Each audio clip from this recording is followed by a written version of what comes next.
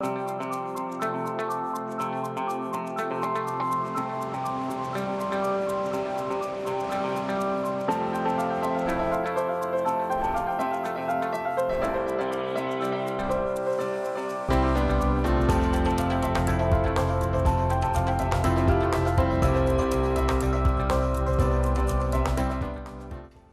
afternoon. Thanks for joining us across the fence. I'm Fran Stoddard.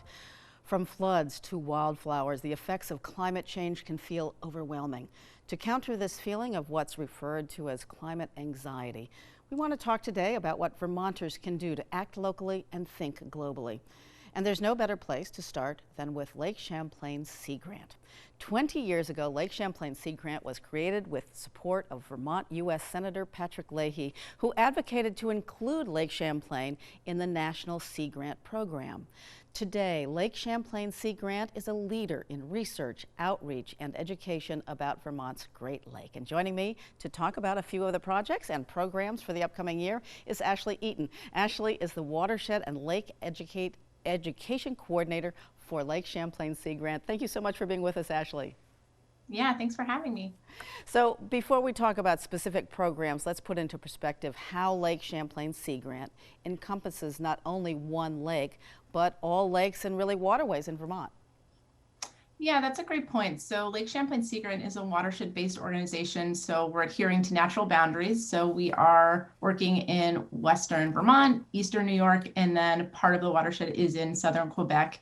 And really what's happening across the watershed, whether it's on land or in surface waters, such as lakes, rivers, streams, ponds, it really all impacts the overall health of Lake Champlain. So it's pertinent that the research, education, and outreach activities that we are involved in address those needs across the landscape and across the watershed. Okay, and one of those initiatives is the Green Schools Initiative. So tell us what that is and how you're involved. Yeah, so the Green Schools Initiative is really aimed at reducing runoff and pollution entering Lake Champlain through the Lake Memphremagog and Lake Champlain basins that's coming from public school grounds. So the Green Schools Initiative offers funding and technical assistance to schools and state colleges to help meet the 3-acre general permitting stormwater regulations. So Lake Champlain Sea Grant and the University of Vermont Extension is partnering up with the Vermont Department of Environmental Conservation and Greenprint partners on this project, and specifically Lake Champlain Sea Grant will be working on the education and outreach to communities. Okay, and so who's eligible for this program, and is there a cost to enroll?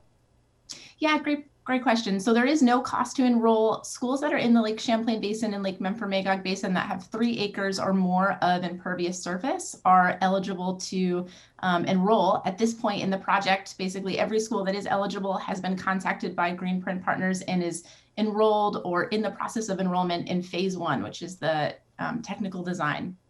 So they're now kind of finding out if they fall under Vermont's 3-acre rule, and so what is that again? Yeah, so the 3-acre rule is basically any site that has more than 3 acres of impervious surface is going to need to manage their stormwater on site. And so basically schools are large areas, they have a lot of buildings, parking lots, things like that. And so usually that puts some of our larger schools in that bracket of needing to manage their stormwater on site. And this Green Schools Initiative project really aims to support schools in meeting that stormwater regulation, providing technical assistance and funding. Fabulous. And why the focus on stormwater? Let's just clarify what that is again, and why is there such an important focus on it? So one of the main concerns when we talk about water quality here in the Lake Champlain Basin, as well as Lake Memphremagog, is non-point source runoff. And so non-point source runoff is pollution that's entering the waterways. It's usually diffused from multiple sources. So stormwater runoff, which is a type of non-point source pollutant, is usually generated when there's rain or snow melt events. And so where water is flowing over impervious surfaces, such as paved streets or parking lots, buildings, you have water moving really quickly and basically bypassing natural infiltration and filtration processes. Okay, and we don't want that stuff into our waterways. So you've got a curriculum that's ready to go for teachers and students. It's called Soaking Up Stormwater. So why don't you talk to us a little bit about that teaching tool? that curriculum? Yeah, so soaking up stormwater through stewardship and education in the Lake Champlain Basin is a curriculum designed for upper elementary, middle, and high school teachers and is really aimed at helping teachers and students understand waterways and the impacts that stormwater can have on them, learning to identify possible sources of stormwater in their community, engaging in stewardship projects that help clean and minimize stormwater runoff and surface waters, and help others engage in stormwater stewardship. Okay, and building off this teaching tool, Lake Champlain Sea Grant holds workshops to teach the teachers. Talk about what opportunities you have for educators. Yeah, so this summer we're running a course called Stormwater Education Methods, and this course is specifically designed for in-service teachers to help them build understanding and awareness around stormwater stewardship. So throughout the course, they're engaging in hands-on activities around conducting experiments, visiting green stormwater infrastructure sites on campus. And at the end of the course, our goal is that teachers are ready to step into the classroom and take what they've learned and engage in similar activities with their students. So would they need to have taken this workshop to teach the soaking up stormwater curriculum? That's a great question. So the curriculum is free to anyone that wants to use it, and the course is just an opportunity for folks to dive deeper into the curriculum and learn a little bit more with our expertise kind of on hand. Okay, I'm gonna jump to something I'm pretty excited about. The Sea Grant might be starting up its Lake Champlain public trips, which are on board a ship, which is very exciting. So talk about how this fits into your mission and what's going to be different for participants. Yeah, so as you can see on screen here, we have a new vessel that is coming to the University of Vermont. It's slated to arrive here in June. And so this vessel will be a hybrid electric catamaran style. So this is a new type of vessel for us at the University of Vermont, and is really going to extend the opportunities for us to engage in research and education and outreach. So there will be a new boat. For those of you that joined us on the Melisira, you're in for a treat. You can come out again and join us on our new vessel. And we are hoping to offer the public trip series again this summer. It is still a little unknown just because of COVID. So check out our website to learn more information and get the latest details later this spring. Okay, and that's the Lake Champlain Sea Grant website. You'll just keep us informed, because that's very exciting. Yep. I'm sure a lot of people would want to go, and it's not just for researchers. The public can get on board.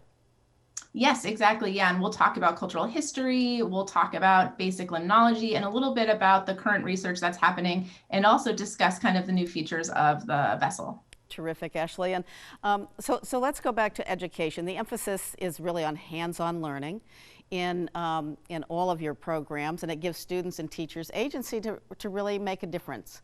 So talk about why that's so important to your outreach work. Yeah, we emphasize hands-on learning in our programs because we want to create an engaging experience that's founded in both critical thinking and problem solving. And basically what we're aiming to do is cultivate skills that are necessary for participants to kind of apply their learning over time, over their lifetime, and engage in meaningful action and stewardship. So we're trying to extend the learning beyond that moment that they're working with us, but really to make it a lifelong process. And speaking of lifelong, we've been talking about schools, but what about communities or people wanting to do their part? What programs does Lake Champlain Sea Grant offer them? Yeah, we have a lot of ongoing research projects right now that are really focused on kind of improving the health of waterways across the basin. The first is kind of timely right now. So smart salting is a project we've been working on to reduce chloride runoff. So this project looks at how to most effectively use rock salt on roadways and driveways. Another for homeowners is the Raise the Blade campaign. So thinking about, tips and practices around best lawn care management. And then lastly, if you're really psyched about stormwater infrastructure, we have a series of bike and walking tours that you can participate in via our website. And they're in a few cities across the state, like St. Albans, Burlington, Montpelier, and Rutland. Fantastic. And certainly, I mean, you're working with road commissioners, and what are the best practices around salt and sand? Because we're certainly seeing that right now. So that education piece is also very much a part of your program, right? It is, yeah. One of my colleagues, Chris Stepanek, leads that project, and kind of one of the pieces that she's working on is technical advisory for professional development. So making sure that folks are calibrating their salt trucks, that they know how to do that so they can calculate how much salt they're putting down on roadways. I think for municipalities, in addition to the environmental benefits, I think they're also looking at the economic benefits of ensuring that they're applying road salt in a way that is most effective and most fiscally responsible as well. Right. And another thing I tuned into around stormwater was when you say it's a multi-source piece, the single source, you're not worried about that so much anymore. People aren't just dumping pollution into lakes. It's what's coming from all over, from each of us, and that's why raise the blade or having a rain barrel. This is a time for all of us to really participate in these programs.